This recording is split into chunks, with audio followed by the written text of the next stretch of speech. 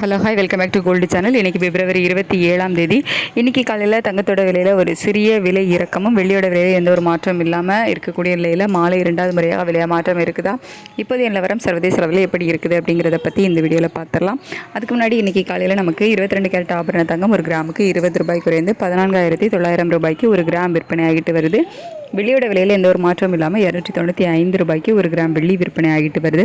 இப்படிப்பட்ட சூழ்நிலையில் இப்போதைய மாலை நிலவரப்படி பார்க்கும்போது 2வது முறையாக விலை மாற்றம் இருக்குதா அப்படின்னு கேட்டிங்கன்னா, இப்போ வரைக்கும் நமக்கு எந்த ஒரு விலை மாற்றம் இல்லாமல் காலையில் ரேட் அப்டேட் பண்ணாங்களா அதே விலைக்கு தான் வந்து விற்பனை ஆகிட்டு இருக்குது. சர்வதேச அளவில் நிலவரங்கள் எப்படி இருக்குது அப்படின்னா, காலையில் ரேட் அப்டேட் ஆனதுக்கப்புறமா சர்வதேச அளவில் தங்கத்தோட விலை வந்து அதிகரிக்க தான் ஆரம்பிச்சுது. காலையில் ஒரு 11:30-12 மணி வரைக்குமே தங்கத்தோட விலை வந்து சர்வதேச அளவில் அதிகரித்து தான் காணப்பட்டது.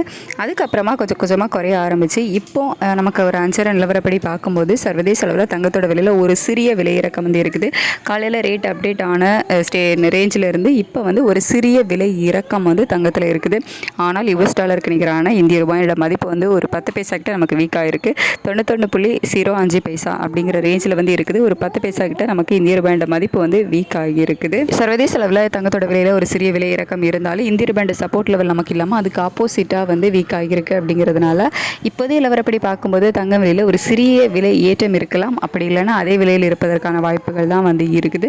நமக்கு ஈவினிங் சேஞ்சஸ் இல்லை அப்படின்னா நாளைக்கு காலையில் தான் வந்து ரேட் அப்டேட் ஆகும். அதுக்கு இடைப்பட்ட நேரம் நிறையவே இருக்குது. இதில் அப் அண்ட் டவுன் மாறுவதற்கான வாய்ப்புகளும் நமக்கு நிறையவே இருக்குது. அதுக்கடுத்து வெள்ளியோட விலை வந்து அதிகரித்து தான் காணப்படுது. சர்வதேச அளவில் வெள்ளியோட விலை அதிகரித்து தான் காணப்படுது. அது மட்டும் இல்லாமல் இந்திய ரூபாயோட மதிப்பு வந்து நமக்கு ஒரு 10 பைசா கிட்ட வீக் ஆகியிருக்குது. அப்படிங்கிறதுனால இதே ஸ்டேட்டஸ் கண்டினியூ ஆச்சுது அப்படின்னா நாளை மீண்டும் வெள்ளி விலை அதிகரிப்பதற்கான வாய்ப்புகள் தான் இருக்கும்.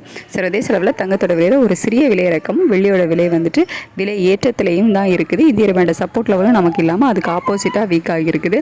இதே ஸ்டேட்டஸ் வந்து கண்டினியூ ஆகுதா இல்லை மாற்றங்கள் இருக்குதா அப்படிங்கிறத நைட்டு நிலவரங்கள் எப்படி இருக்குது அப்படிங்கிறத பார்த்துட்டு நைட்டுள்ள வீடியோவில் நான் உங்களுக்கு தெரியப்படுத்துகிறேன். Thank you so much.